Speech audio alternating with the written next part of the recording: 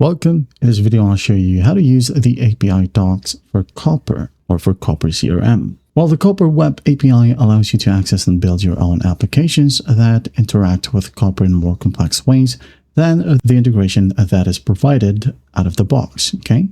Right here. So the Copper Development API or Dev API provides a RESTful interface with JSON formatted responses to access most Copper resources. Now, to easily interact with the Copper Developer API, you may download the Postman collection into Postman environment. So to do that, just go ahead over to developer.copper.com. In here, scroll down and click on first Postman collection. Click on it, and that will be a download page. I'm just going to go ahead and create a new folder from here, and I'm going to name it Copper, like so. Double click, hit on save.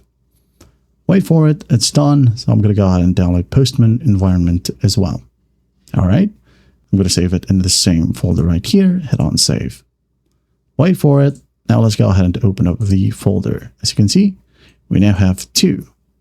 So once the downloads are done, you're going to go ahead and go to postman.com/download right here.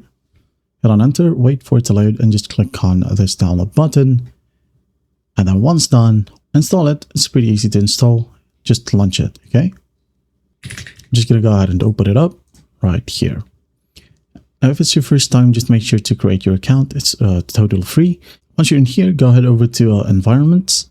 Click on create new environment right here. Now click on, besides this tab, click on the plus sign. Now paste the copied link, okay? All right, so make sure to delete these extra icons, JSON, like that. Okay, then hit on send. There you go. Make sure to save it. Request name, collection name, save. There you go. Now, once that's done, go ahead and hit on import. Now, go back to this page from Copper, scroll down, and let's go ahead and download the or import the collection as well. Okay, copy, paste. Again, delete these unnecessary icons right here, like so. Hit on enter. Wait for it. There you go.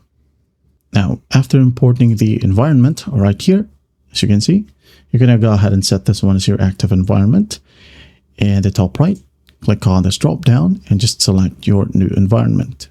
Okay, click on it, and after that, you're good to go. All right, it is now using this particular environment right here. Well, I hope this video helps, and I'll see you in the next one.